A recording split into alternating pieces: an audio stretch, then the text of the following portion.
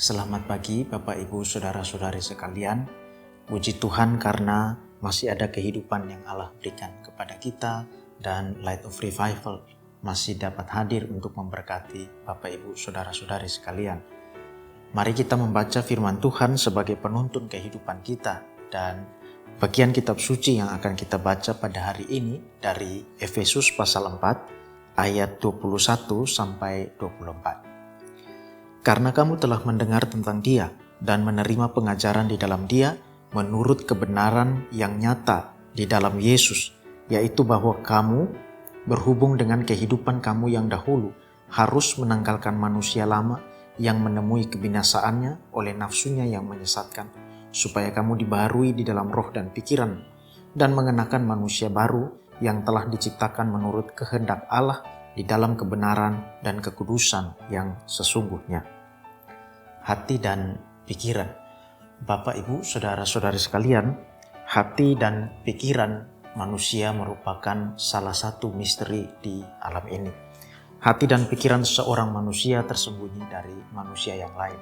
Tidak ada satu orang manusia pun yang dapat mengetahui secara akurat apa yang ada di dalam hati dan pikiran dari manusia yang lain. Bahkan mungkin kita pernah menjumpai atau mengalami sendiri bahwa kita sendiri pernah tidak mengetahui secara pasti apa yang ada di dalam hati dan pikiran kita. Banyak hal bermunculan di dalam hati dan pikiran kita, dan kadang mungkin kita sulit menemukan apa sebenarnya yang ada di sana.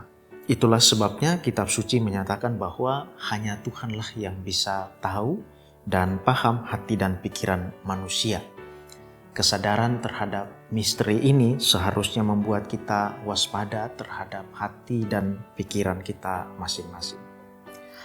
Bacaan kitab suci kita pada hari ini menyatakan perlunya perubahan hati dan pikiran. Pertanyaan yang sederhana adalah bagaimana bisa mengubah hati dan pikiran? Misteri yang sudah saya sampaikan tadi mestinya membuat kita sadar bahwa kita sulit mengubah hati dan pikiran kita. Sebab bisa terjadi sesuatu yang kita pikir salah dalam hati dan pikiran kita, pada kenyataannya bukan di situ malah letak persoalannya. Pada akhirnya manusia berada dalam keadaan tidak terlalu tahu tentang hati dan pikirannya. Oleh karena itu, perubahan hati dan pikiran tidak bisa dikerjakan, tidak bisa dimulai oleh manusia itu sendiri, tetapi harus dimulai dari sesuatu yang ada di luar manusia, sesuatu yang tahu betul tentang hati dan pikiran manusia. Kita mengingat bahwa di dalam nubuat perjanjian baru yang disampaikan oleh Nabi Yeremia, Allah menyatakan bahwa Dia akan memberikan hati yang baru, memberikan roh yang baru, dan dengan demikian akan ada perubahan di dalam diri umat perjanjian. Dia akan menanamkan hukumnya di dalam hati dari umatnya sehingga mereka mengenal Allah dan menjadi umat Allah.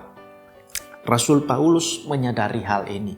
Di dalam bacaan kita, Paulus memakai satu gaya tulis untuk menyatakan bahwa perubahan hati dan pikiran merupakan satu hal yang sentral atau dasar dari pelepasan manusia lama dan pemakaian manusia yang baru.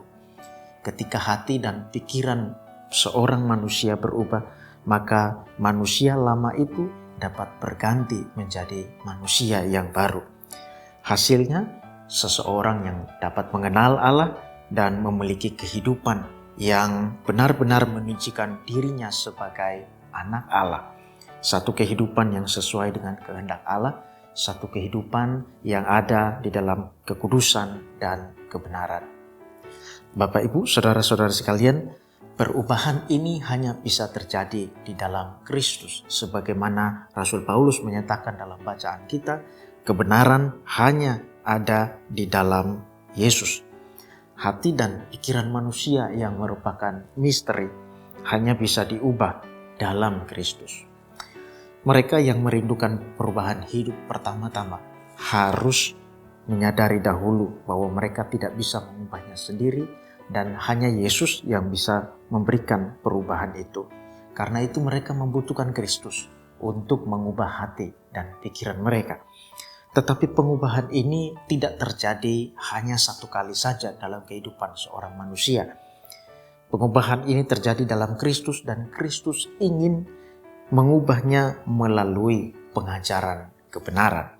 Sebelum Paulus bicara mengenai perubahan ini, Paulus mengawalinya dengan menyatakan bahwa perlu pendengaran tentang Kristus dan perlu diajari oleh Kristus.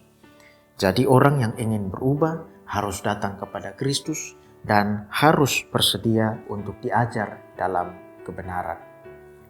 Bapak, Ibu, saudara-saudara sekalian, persoalannya adalah seringkali kita tidak menyadari ketidaktahuan kita atas diri kita, atas hati dan pikiran kita. Kita menyangkali bahwa hati dan pikiran kita adalah misteri, dan karena itu kita menganggap kita tahu diri kita, kenal diri kita, cukup kenal diri kita, atau bahkan mungkin sangat mengenal diri kita. Pada saat yang sama, kita sedang menggeser Allah sebagai satu-satunya tokoh yang mengetahui hati dan pikiran kita sebenarnya. Dengan cara itu, maka kita sementara menjadi orang yang tidak mudah memberikan diri dikonfrontasi atau diubah oleh kebenaran. Tidak mudah untuk memberikan diri dikritik. Tidak mudah membiarkan pikiran kita dikonfrontasi dengan kebenaran atau dengan pikiran yang lain. Dan akhirnya kita menjadi orang yang tidak mudah berubah. Sederhananya, kita keras kepala dan akhirnya kita tidak bisa berubah. Bapak, Ibu, saudara-saudara sekalian, ini merupakan satu kebenaran yang sederhana tetapi implikasi atau dampaknya sangat besar. Berawal dari pikiran, berawal dari hati masing-masing, tetapi akan berakhir pada bagaimana kehidupan seorang manusia jadinya. Selama hati dan pikiran kita tidak berubah, kehidupan kita pun tidak bisa diharapkan untuk berubah.